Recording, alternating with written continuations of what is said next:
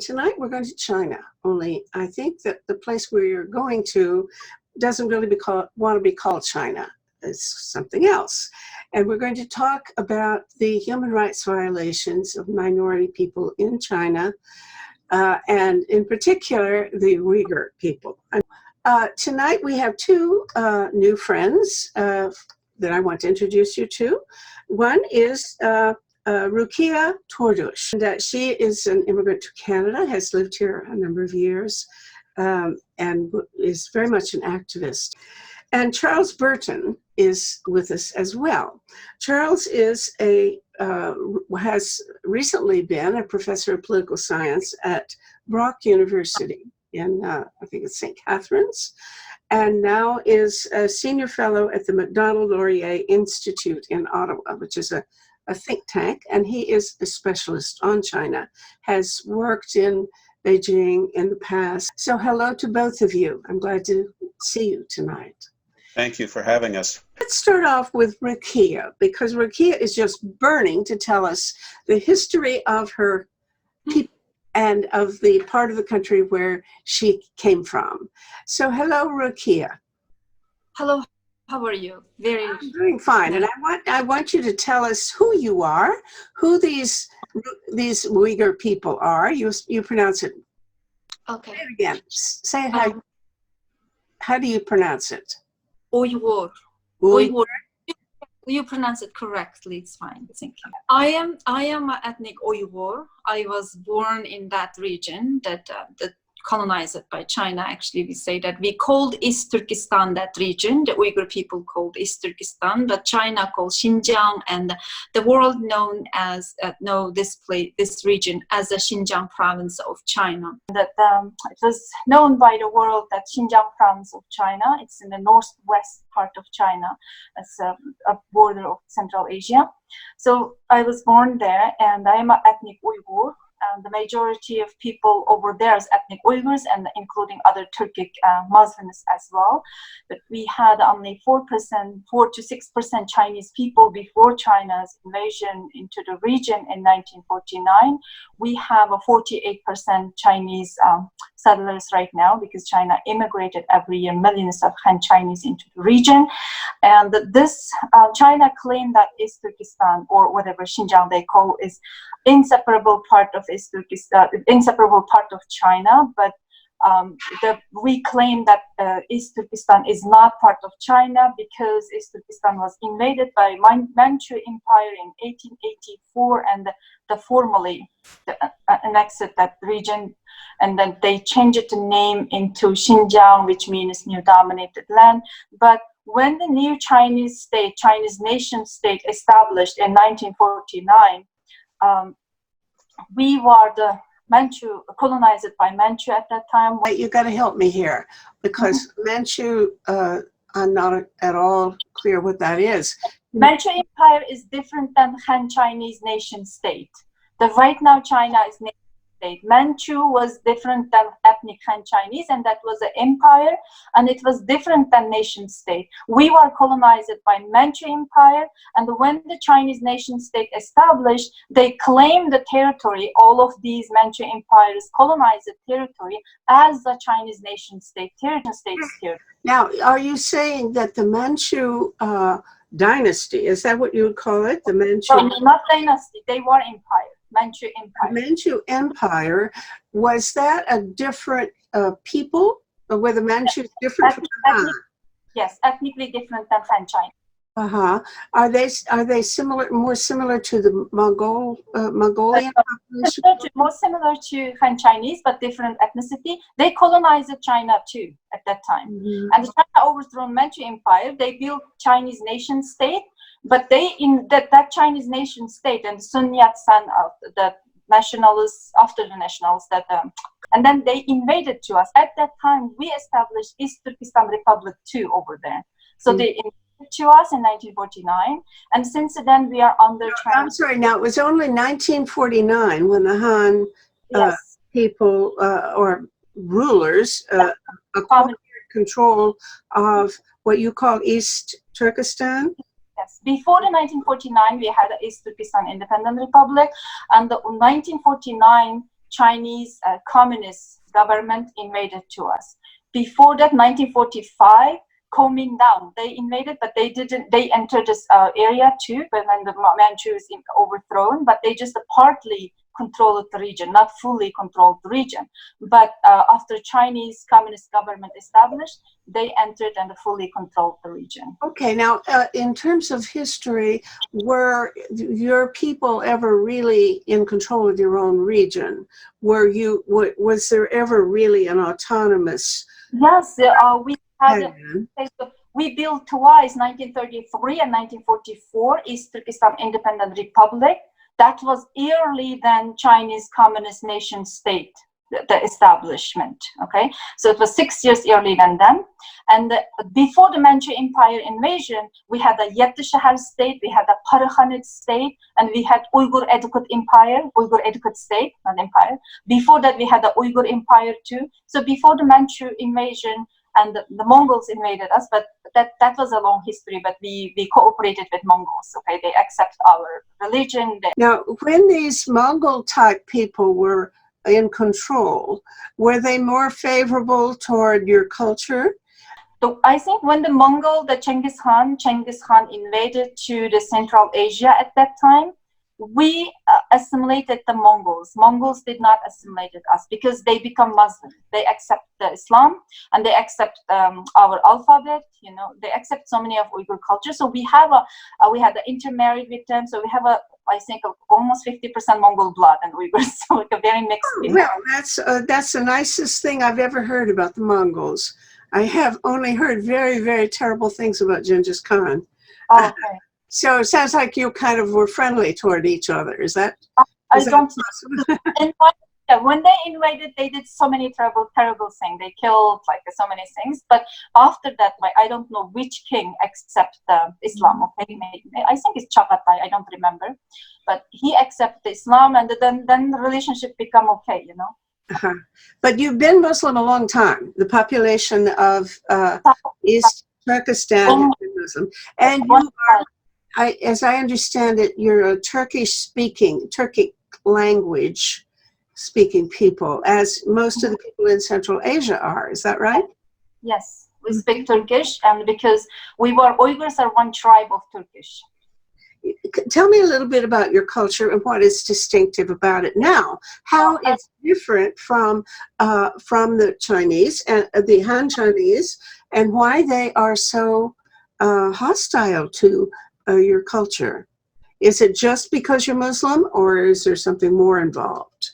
Okay, first of all, this is a historical issue. Like I say, they invaded to our country and they never feel relief that maybe these people want to be independent one day. They want to get back their country, even though the UN body recognize this territory is belong to China, but China think people gonna be challenged to them because the people in East Turkestan in this region is very different than Han Chinese. They have a different race, different appearance, and then they have different religion. Of course, they believe in Islam, and they have a different culture than Han Chinese. Mm-hmm. So this has become visual, like a very visible evidence for China that this place is colonized land, is not look like part of China. So mm-hmm. they were not comfortable with that. So the China tried to assimilate these people. Gradually, systematically tried to assimilate these people since they were invaded many years. But it was not easy to assimilate Uyghurs because we had a very strong culture and we believe in very different religion than Han Chinese. So, and recently, when it's come to recent years, because China's rising, right? So the democracy started falling and China's rising, and they have a huge ambition of hegemonic ambition to be superpower, and that was blended with Chinese nationalism, and they were thinking like they have the total control of East Turkestan because Xi Jinping has a new Silk Road project, and East Turkestan has a very, very important strategic location and through East Turkestan. East Turkestan is main gate of China's expansion through in Central Asia to Europe. That's why geostrategically this location is very important. And all of these issues, geostrategical issues, historical issues, and political issues, all of them, it's they put the China point that like prepared them to exterminate those people, and because we are very different than them, because of our race, because of our religion, because of our... Let's, because maybe there are different points of view about it. Yeah. To what extent are the Chinese hostile to your people because of a separatist sentiment that the demand is for autonomy or independence? And to what extent is it dislike of the culture and a mistrust of Islam in particular? If there were not a strong separatist movement there, would the Chinese government tolerate you better? And they go all kinds of places and are very influential in the world without necessarily exterminating the people they see. So I guess what I want to get at is, what's the matter here? Why are they so mad at the Uyghurs? They already colonized us. They were thinking we are inseparable part of them, and these people there, even they were already colonized then, because these people's race, culture, and religion is so different to them. It looks like these people become challenging for them. They were. If you visit there, it looked like a different country. Then China is not comfortable. It has to be part of mine. These people has to be Chinese and Chinese nation, ethnic Han Chinese. They have to look like Han Chinese. Has to be Han Chinese. They shouldn't be different than us. That's why they're attacking us. Even though my people didn't ask to be independent many times, like they didn't. Recent years. Okay, tell me a little bit about. You're going to help me get my head clear, okay? Now you're saying that it was not that you originally wanted independence. It's after they started persecuting you that you wanted independence as a response to their mistreatment. Is that what you're saying? Or when they invaded, what came first? Which came first, the chicken or the egg? Is it this resentment because of the separatist impulse? Okay. Or is it that the separatist impulse came because they were already? Okay, I will tell you. When they invaded, we against the colonization, we uprised many times. That was a long time ago, 1950s, 1960s, right? The people uprised against them. And then many times, almost every 10 years, Uyghurs uprised against the Chinese colonization, that they faced bloody crackdown. So then finally, in recent years, last 10 or 20 years, my people know that we don't have power. Nobody support us. We cannot fight with China to get independence, right? So they did not ask independence. They asked only basic rights and the justice, because we treated so badly. Even though people ask only basic rights, China still oppressed them. And so this, how they're gonna explain this? The resentment is there, but we know that we cannot get independence. It's impossible. We don't have power. China is so powerful. So my people couldn't do it. They have no power. They didn't ask independence. They just asked the basic rights, but still China oppressed them. So I think existence of these people even is threat for China. Even the ask human rights is threat for China. I had a couple of things here. I think certainly there's a desire among the Uyghur people to be in charge of their own affairs and have their government led by Uyghur leaders in the Uyghur language in accordance with the Uyghur culture and traditions. When the Chinese initially established control over Xinjiang, they called it the Xinjiang Uyghur Autonomous Region. And that was the promise that, that China would be responsible for foreign affairs and defense, but that Uyghurs would be able to maintain their culture, their religion, their language inside the Xinjiang region. This promise was not maintained. And over the years, there's been a successive imposition of the Mandarin language in education, not allowing children to learn about their own civilization and culture, limitations on the spread of traditional Uyghur texts to try and suppress the culture and make it into a sort of folkloric culture where, you know, the Uyghurs are depicted as a happy people, simple-minded people who like to sing and dance, whereas in fact there's a long history and tradition there. And then one point that Rukiye, I'm sure, would like to bring up is the massive transportation of Han settlers into the region, overwhelming the Uyghurs, particularly in the major cities. And you have to bear in mind that, you know, Xinjiang is very far from Beijing. The major city to the west, Kashgar, is actually geographically closer to Budapest than to Beijing. And so it's a very different place. Mm-hmm. And if they were extended the guarantee of autonomy, then it's likely that the Uyghurs would accept the reality that they are living in the People's Republic of China.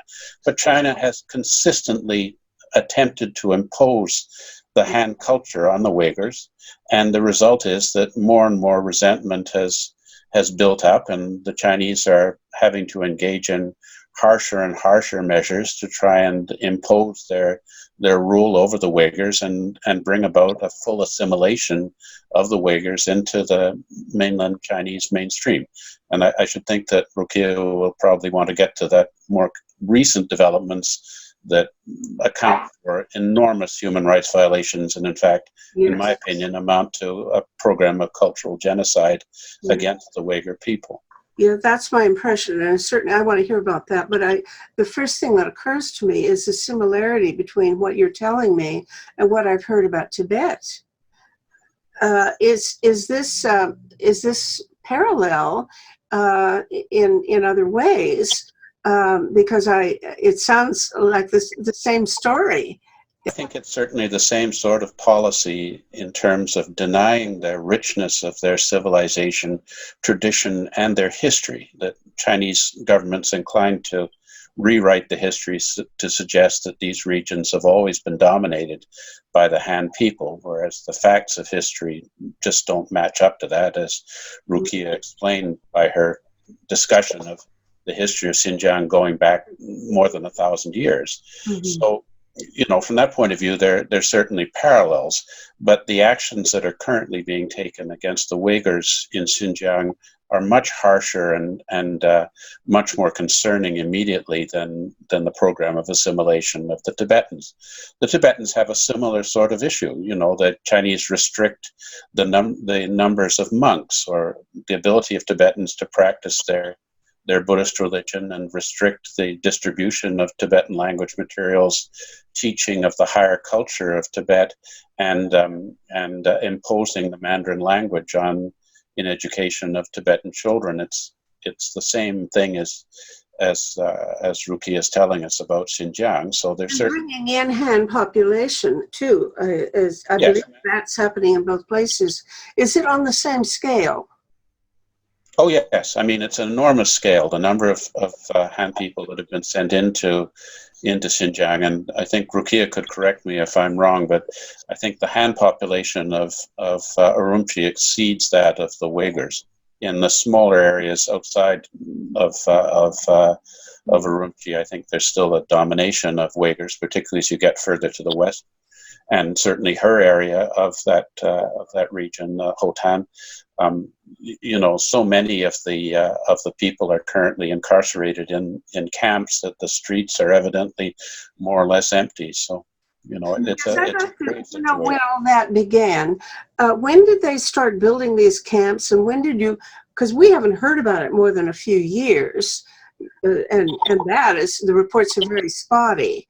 Tell me when you began to hear about these systematic efforts to assimilate the Uyghur people into Han culture.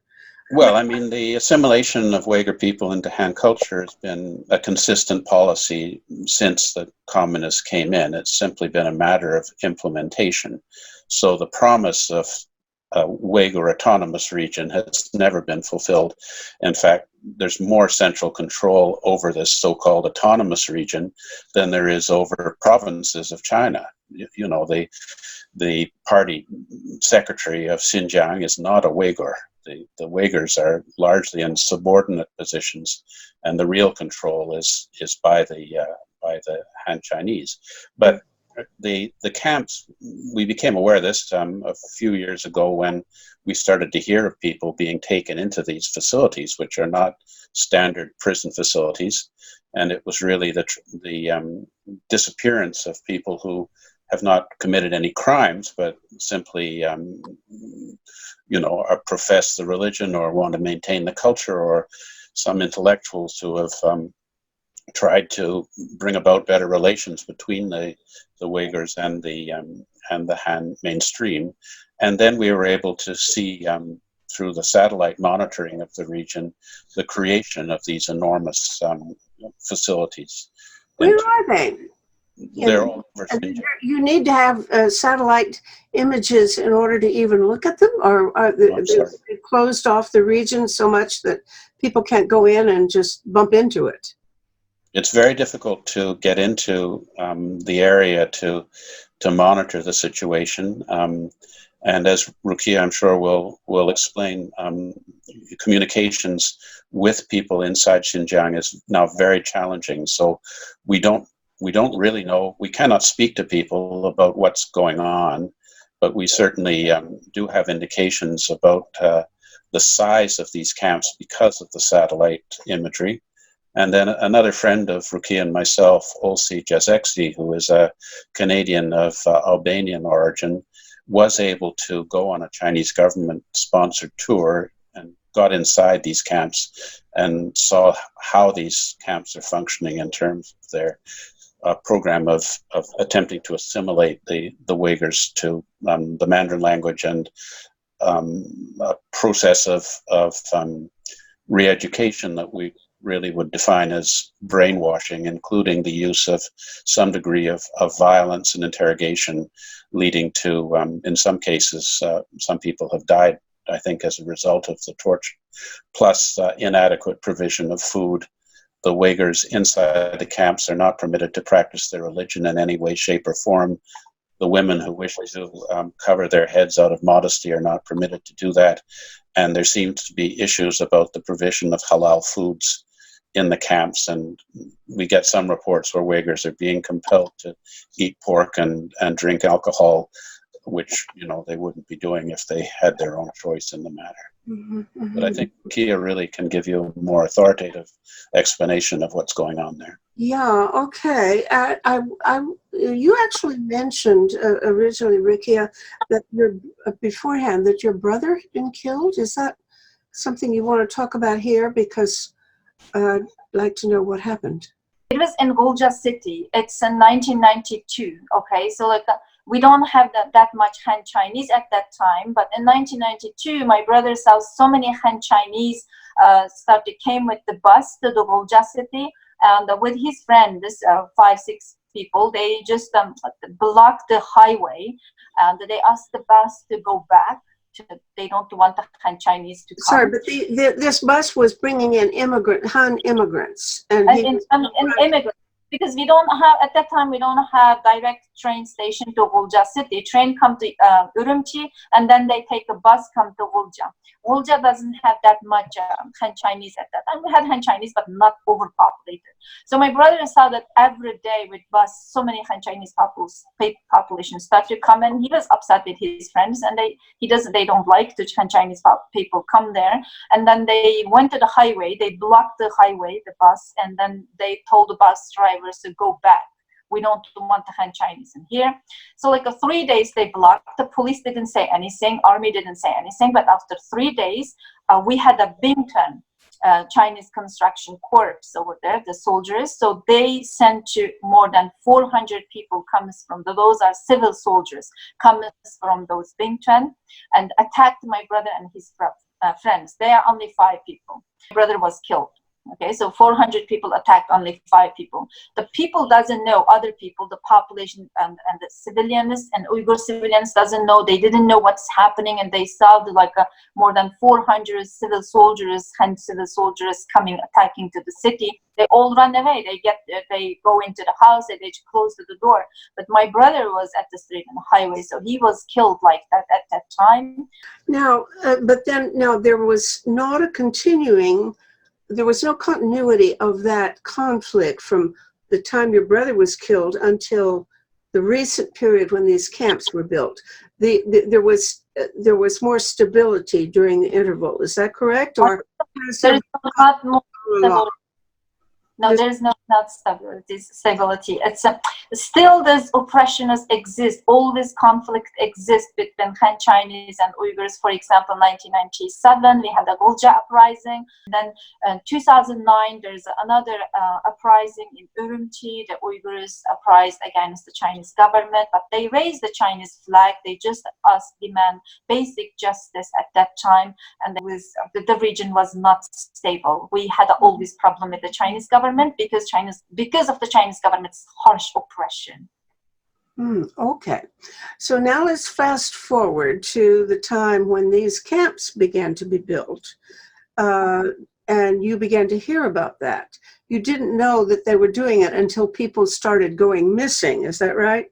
People would not turn up where they should be, and you found out that they were put in a camp someplace. Is that right? And what is the camp life like? What goes on there? Okay, actually, like you say, because we didn't know, and when it's become 2017, it's become more visible because we had some students in overseas. China started to put pressure. Students in Egypt, students in Canada, students in Turkey, and students in US, and all businessmen in overseas. You have to come back. Let me make sure I've got you. These were students who had gone abroad, and if they didn't come back, their family would be captured and imprisoned. Yes. This was a way of making sure that they didn't just stay abroad. Yes, because they arrested people. They arrest people who has relatives in abroad. They arrest people who's religious, who wear hijab, who eat halal food. And if anybody refuses to eat non-halal food, they're going to be arrested. Anybody who wear a little bit longer dress, cover their butts, the woman, they're going to be arrested. At the street, even they cut the woman's dress. You have to wear very short. You have to show your butt, you know. They're so stupid. And they pull women's hijab and they arrest them and they shave that. The man cannot leave beards and they shave. And if anybody has a beard, they were arrested. So it's let alone to pray. If anybody pray, of course you're going to be arrested. This has become harsh like that, and then it's become so visible. And in 2017, also they have also in 2014 they had the law, de-extremification law. In that law, if you read it, it's clearly explained that if if anybody refuses to marry with a non-Muslim, you have an ideological problem, so you have to be arrested. Now, wait a minute, who's going to force anybody to marry? They were trying to arrange marriage between Uyghur women and Han husbands, is that it? It is a state-sponsored marriage. Chinese government said if Han Chinese men marry with Uyghur women, we give 50 move free land, free house, free job, and we give your children the 5,000 yuan every year if they go encourage the Han Chinese men to marry with Uyghur women. And then Han Chinese men started pouring into East Turkestan. They just grab the woman, any woman they like it, so they just follow them. If the women refuse, entire family going to end up in camps. Yes, concentration camps. You have to understand that this relates to the earlier one-child policy, where the state restricted families to only one child, and they would use some techniques to determine if the mother became pregnant, whether she's carrying a boy or a girl. And often, if it was a girl, then they would abort. And so there was a demographic imbalance among the Han people of men over women as a result of this policy. The Uighurs were not subject to the same strictness of that one-child policy. So this, on the one hand, it dealt with two issues. One being that Han people of low social status, single men who have difficulty getting married could marry out to another ethnic group, and it also promoted the elimination of the Uyghur identity by intermarriage. So this has been an ongoing issue. Also, the transportation of Uyghur women to work in the interior of China, where they've been subject to sexual harassment and other issues that have led to protests back in Urumqi over the lack of protection for Uyghur women who are being compelled to leave the Uyghur areas and assimilate into the Han mainstream, including possibly marriage. Mm-hmm. Well, now in these camps, are there both men and women, or is this place just for males? No, there's men and women. They're re-education facilities, but a lot of the people that are in there, ostensibly it's for vocational training, but a lot of the people who are in there are elderly and professionals, such as university professors.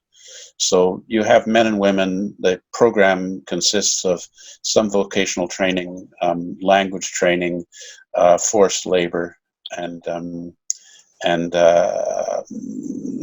ability to follow the Uyghur culture or to speak in the Uyghur language in the normal way. So when Olsi Jasekski went there and attempted to greet the inmates using the traditional Islamic expression, the inmates responded in Mandarin Chinese.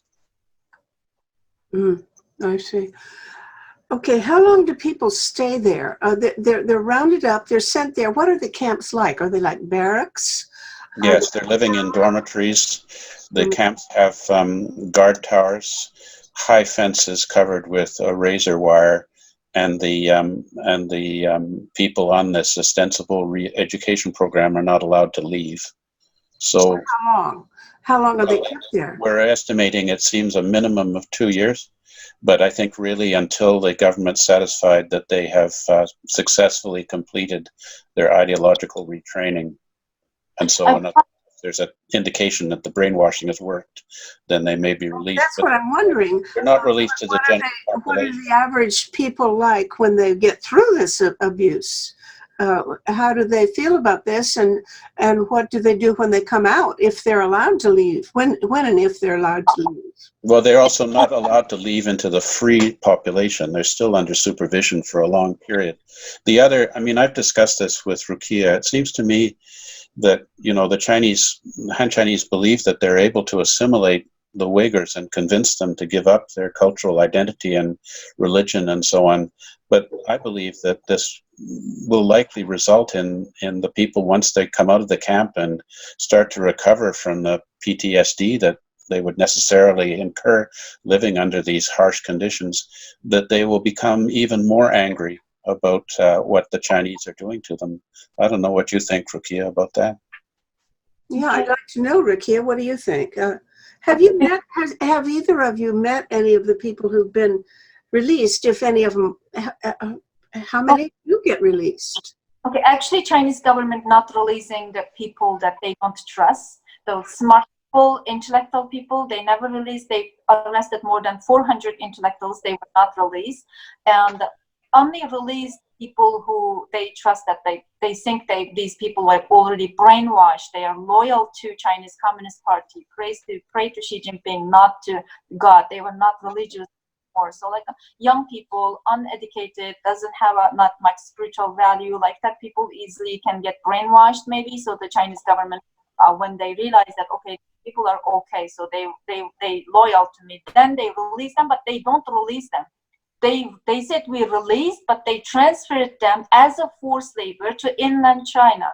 Just recently, the ASPI in Australia, they reported that they published very good report on 80,000. They find out that 80,000 the Uyghur women transferred, the Uyghur people, the mostly women, transferred to inland China for forced labor.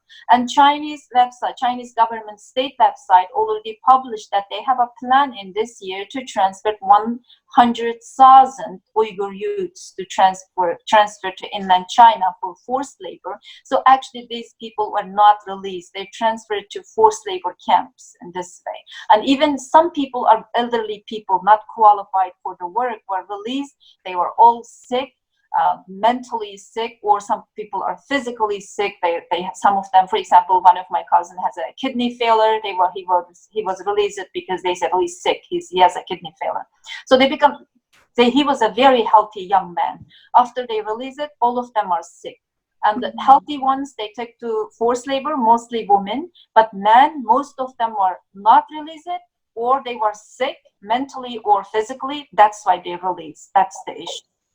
We have got indications about these factories, and they're still kept in separate dormitories with supervision and Mandarin language training, and they're not allowed to freely move out of the factories. You're talking about after they move into mainland China, or the central part of China, then they're still kept. Yes. Yes, they're sent into these factories where they are paid. It's not slave labor, but they're still in essentially prison conditions. And these Xinjiang camp inmates who are sent into China are being advertised to factories as being highly desirable labor because they can't quit. You know, they're going to be working in that factory hard because they're not free to seek their own employment Indefinitely, or just for a while. They're on contracts, but I don't. You know, I think that the Chinese government is monitoring these Uyghurs extremely carefully. I mean, aside from the reality of the camps, the Xinjiang is also covered with facial recognition cameras. The Uyghurs' telephones are monitored. They have to put a special software on their phone that allows them to be tracked. And so I don't think that there are any Uyghurs who, would be able to leave the camps and then resume their own cultural and religious life as they enjoyed it before they were taken in. We have some indications of information about the camps because some of the inmates were Kazakhs who were subsequently able to return to Kazakhstan, and they've been able to report. We do have some Uyghurs who have managed to escape and resettle in places like Turkey. But, Rukiye and I haven't met any of these people because they're certainly not free to immigrate to Canada. Mm-hmm. But I talked with them on the camp survivors, and they explained to me there's a torture, rape exists, and they give them mysterious medication over there. And when they eat that medication, they just forget about everything. They cannot remember their past, and they don't miss their children, they don't miss their relatives. They just only focus on what they teach. They become so quiet and obedient. They just listen to words and the teachers. This is like some kind of tranquilizer, or what is it that they think? They're forced to take this drug. Is that right? Yeah, it's forced. If you don't take that, you're gonna be tortured. They said that is the girl Rukiye Turdush. She's in U.S. right now. She was a camp survivor, and she witnessed 9 deaths in 3 months among 68 women. She said that they gave them the small white pills, and then when you get that and you become so quiet, don't think about anything like that, but listen to that people who's instructing you and not thinking anything else and not worrying about anything else. And the Gulbahar, another camp witness, she's a camp survivor. She's in Turkey right now. She explained the same story. And the Zumrat Dawood, she's the camp survivor because her husband is Pakistani man. So that's why the Pakistan put pressure in China. I think that's how she released from the camp and came to Pakistan later on. Who put pressure on China? I think Pakistan is close friend of China, right? Her husband is Pakistani. So like her husband asked Pakistan. Is that you're saying Pakistan? Pakistan, because her husband is Pakistani, so her husband asked Pakistan. That's how she released from the camp. Otherwise, she's not going to be released. And that's how she came to Pakistan. Then she came to US, and she witnessed many those kind of things as well. So like there is in the camp, there's a killing exists, torture exists, and they give mysterious drugs to I think they do some kind of experiment for the people's brain to brainwash them, control their brain. I don't know, I'm not sure. We don't know what kind of drug they're giving them. And then there is also they indoctrinate people. They have to study Chinese language. Doesn't matter the 80 years old woman or like a 90 years old man, doesn't matter. Even they so old, they have to study Chinese language, and they have to study Chinese Communist Party's all the laws and the policies. Excuse me, but why are these old people arrested? What would they have been accused of? Or is there anything like a trial do they just grab people and take them in, or is there any process of rights at all? There's no due process. It seems that we don't know the reasons, and often it's simply men who are wearing who have beards or who have Quran. They find the Quran on their phones. The other aspect that Rukiye didn't mention is what happens to the children. So when the parents are sent to these facilities, the children are sent into orphanages where they're being subject to cultural assimilation, and of course both the parents and the children suffer enormously. Are they separated from the parents? Yes. The parents are in the camp, the children are in the orphanage. And some distance away. In other words, they're not even in the same camp or anything. There's no communication to speak of. Very limited ability to communicate outside of those camps. And that's a more or less permanent kind of thing. It's not just a couple of weeks. No, it's for the period of incarceration. And the thing is, as Rukiye pointed out, these camps are a relatively recent phenomenon, so we don't have full information as to what the end game is here. But as she says, I think if the government perceives, the Chinese government perceives that the Uyghurs have been sufficiently brainwashed, then they will, they'll release them back into society where they're still subject to very strict monitoring by electronic means. So, and then there's also this issue of the Chinese, Han Chinese officials who are assigned to live in with Uyghur families. And we have heard reports of male Han Chinese officials who are living in the homes of families where the men are in the camp and there are only women in the house. So these concerns about the sexual harassment or rape of Uyghur women is very an enormous concern, and certainly I don't think there's any culture where you would want a strange man sleeping in your home if there are only women in the house. Sure. Okay, now in terms of international pressure or resistance, has anything, what's going on? Has there been any systematic effort to confront the Chinese government about this? And if so, what do they say? And what are the odds that there can be any kind of amelioration of the situation? Well, the Chinese ambassador last week was invited to speak at the Canadian Defence Association Institute meeting, and he denied the existence of the camps as camps and simply suggested they're voluntary re-education facilities. So this is clearly, not true. We are, I think, as a Canadian, I'm disappointed that our government has not been more proactive on this issue because of the gross violation of our commitment to the human rights covenants. This really is a cultural genocide program, and falls short of China's obligations to the UN on many, many levels. What should we be doing? What could be done, if anything? One obvious thing that we could be doing is using our Justice for Victims of Corrupt Foreign Officials Act. And this is what's called the Magnitsky List. And we have at present a list of officials from Sudan, Venezuela, Russia, Saudi Arabia, who are barred from Canada and whose assets are seized. If they have assets in Canada, they are seized.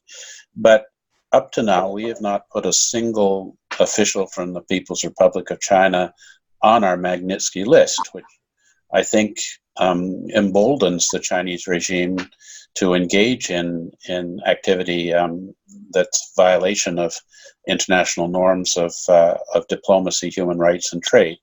We have the current situation of the hostage diplomacy of Michael Kovrig and Michael Favor, who've been arbitrarily detained and are being held under very harsh conditions for now 14 months in retaliation for Canada's detaining of the Huawei CFO Meng Wanzhou at an American extradition request where she's alleged to have committed serious crimes of fraud.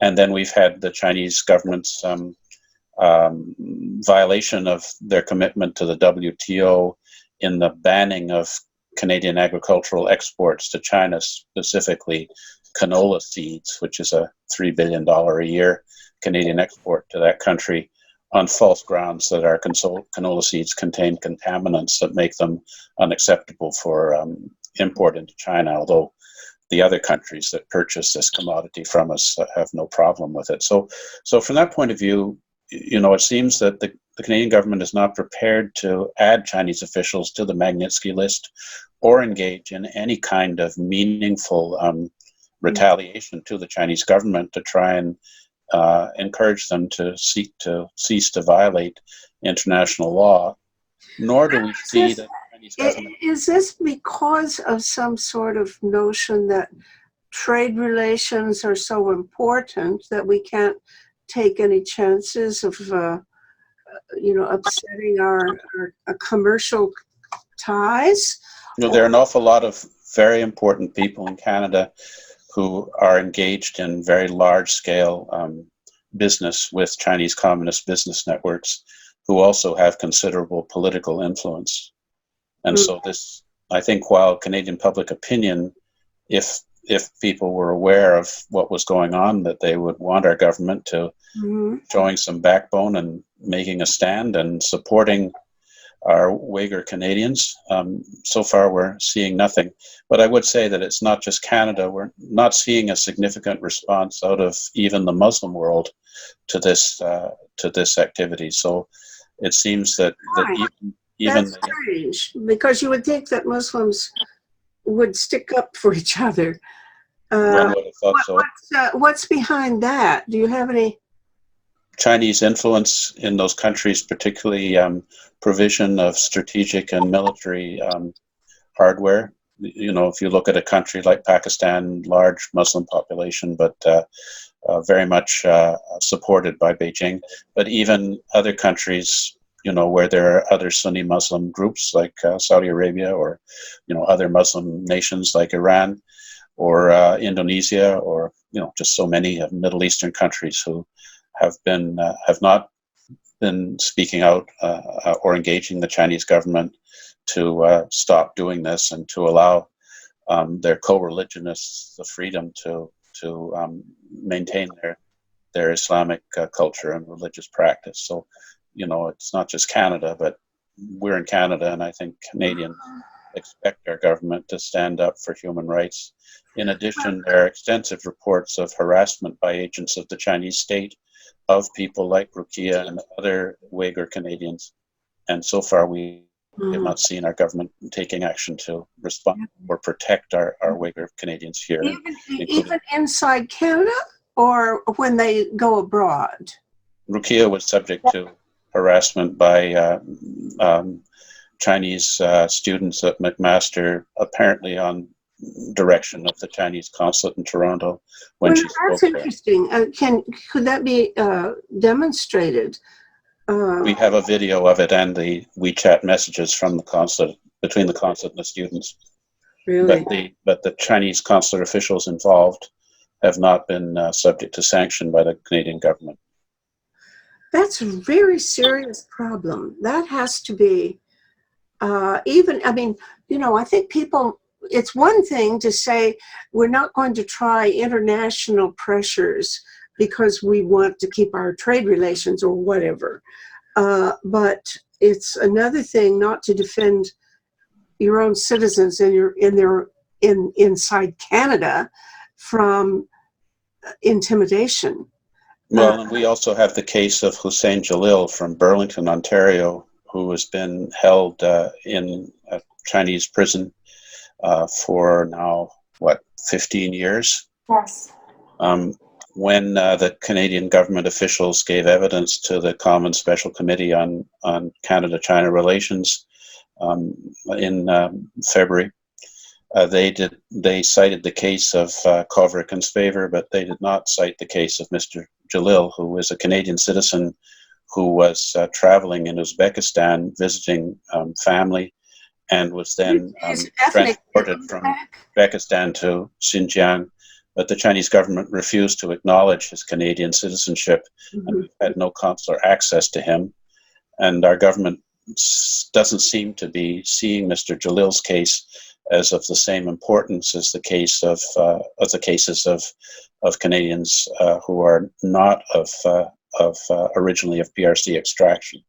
So the idea that Mr. Trudeau articulated, that a Canadian is a Canadian is a Canadian, doesn't seem to apply to our Canadians of Uyghur background to the same extent as Canadians of other backgrounds. And I find this very disturbing. Are there many Uyghurs here? I've never met anybody except Rukiye. So I assume there are not many of you folks in this country. Is that correct, or am I missing you? But, you know, the total Uyghur population in the world is about 10 million. So, it's nothing like the numbers that we have of Han Chinese here in Canada. But we have, and also they have great difficulty leaving Xinjiang because of the restrictions on their ability to get passports and apply for visas and so on. Okay, now suppose you were in charge of policy, both let's imagine you as setting policy for the Canadian government, for international agencies, if there is any human rights organization that has any influence sufficient to even worry about, and also suppose you were running, setting policy for the Uyghurs themselves. What do you think is the most promising, if any, solution to this?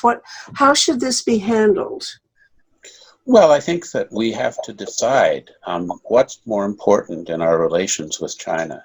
Maintaining those economic links, the Canadian companies that have production facilities in China, or the very large market for Canadian minerals, oil, agricultural commodities, wood, potash?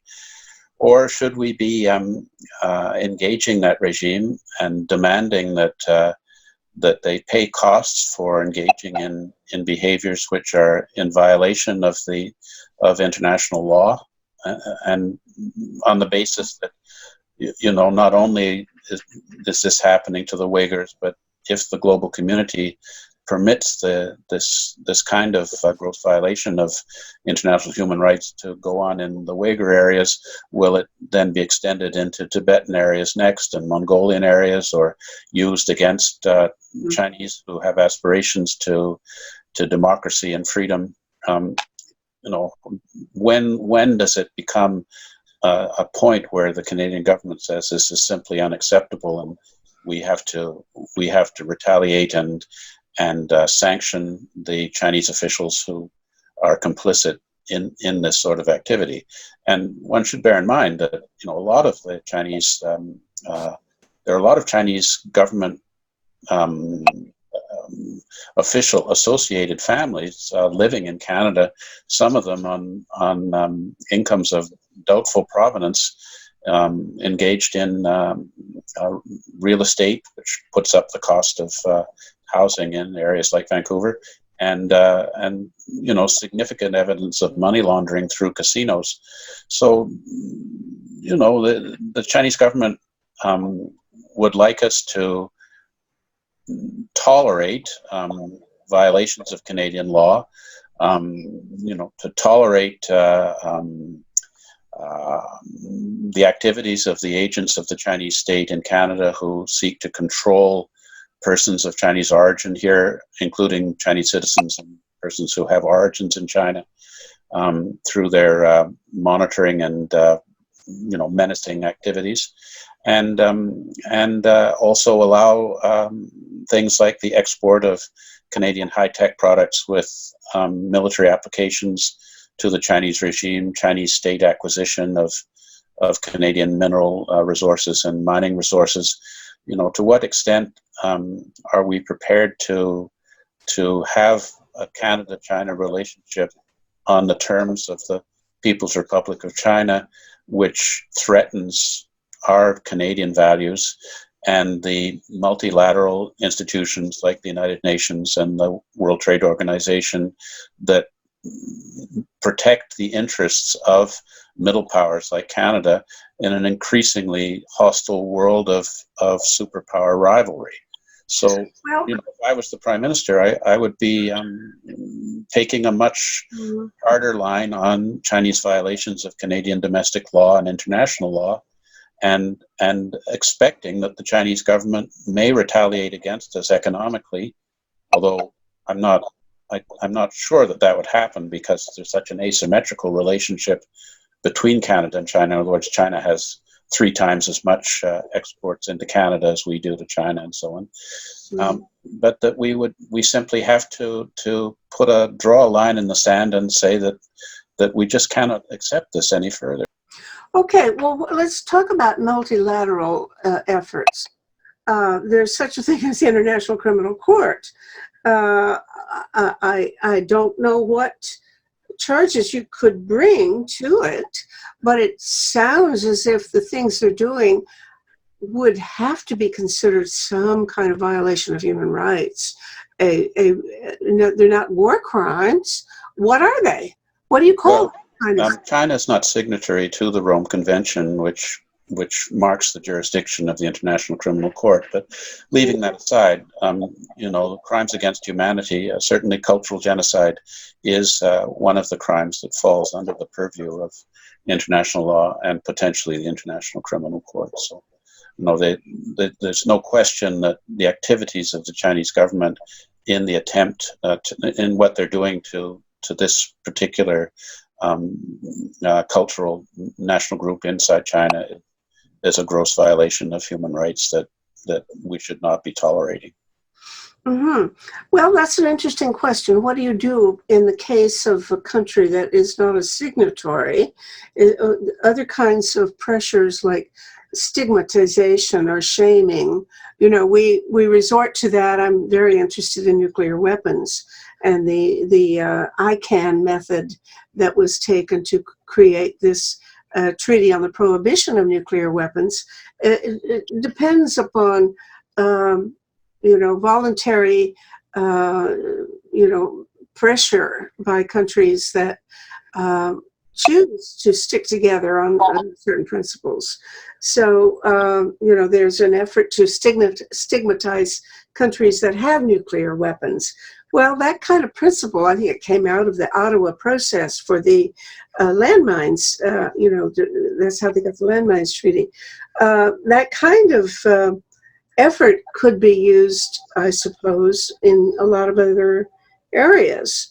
If this were something, now tell me, because of the fact that this virus is happening and implicates China so much, that's going to divert attention, isn't it, from every other concern. It certainly is, I think, already diverting attention away from climate change issues.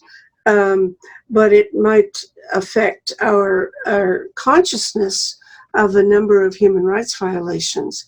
Am I wrong in predicting that this is, this is a side distraction? Well, I think certainly Rukiye and many are concerned that because the camps are a closed system and the Uighurs are kept in very crowded conditions, as you say, in dormitories, that the coronavirus could start to spread in the camps. And there's concern that the Chinese government might not see it as a priority to provide the medical provisions to these facilities. So, that's a legitimate concern. Certainly the Chinese government is attempting to use the coronavirus crisis to suggest that the Chinese system is superior to that of the West in controlling the spread of this pathogen, and denying that the spread of the pathogen could have been abated if the Chinese government had not suppressed information about the existence of this SARS-like pneumonia early on. The current Chinese government propaganda is that this coronavirus may not have originated in China. There's really no evidence to suggest that it's something that came from the States and was sent to Wuhan. But it has become a major propaganda focus of the regime to protect the the rule of the Chinese Communist Party and No, really. Are you saying the Chinese government is claiming that the U.S. sent germs over there? They're saying they don't know where it came from, that there's no proof that it originated in China, and that the global community should be grateful to China for the measures that China took to try and limit the spread. Well, this is a new propaganda line that's recently come out. But, you know, I think that at a time like this, our main concern is the health of people and protecting the elderly from succumbing to this kind of pneumonia, which does apparently have quite a high rate of mortality, and that you know, we shouldn't get caught up in politics or propaganda, and should stick to the facts of the matter. It's all news to me, because I had not heard that they would even make such a silly statement. I think every epidemiologist in the world, I'm interested in something called the One Health Initiative, the fact that we're looking more now at the way health is a matter of the environment in which animals and people live together and spread. You know, we have the same bacteria and the same viruses quite frequently, and almost invariably new viruses like SARS or in this case the coronavirus, what's it called? COVID-19. Yeah, COVID-19. That those almost certainly came from contact with animals, with wildlife probably, although sometimes even regular chicken farms can do it, or pig farms, I think. But sure, the connection with animals is just unquestionable, I think. And yes, I mean, I think the idea that it grew out of a certain market in Wuhan, because these markets, these wet markets, have live animals, some of them wild animals, and there's quite a lot of you know, because they're kept live in cages, you do have a spread of urine and feces in these market areas, that this provides an incubator for this kind of disease. So one would expect that in future the government of China should regulate these things much more strictly to prevent another of these coronaviruses from spreading around the world. I thought they had. Didn't they say the other day that they're banning all these wild animal markets, which is probably a good thing. They did say that after SARS, which was 17 years ago. Oh. The program at that time was clearly not successful, but I think this time, I think you're right. I think that there's sufficient concern that the Chinese government will take measures to protect, particularly the workers in the markets, who are you know, at the front lines of this kind of viral infection. I'm very pleased to have had a chance to have this conversation with you, and I certainly wish you every good benefit, and if we can help in any way, Peace Magazine will be happy to have articles about your work or developments in this terrible saga. So thank you, and say good night. Thank you very much. This conversation is one of the weekly series Talk About Saving the World, produced by Peace Magazine and Project Save the World. Please visit our website at tosavetheworld.ca, where you can sign the Platform for Survival, a list of 25 public policy proposals that, if enacted, would greatly reduce the risk of 6 global threats to humankind. Come back next week for another discussion of a serious global issue.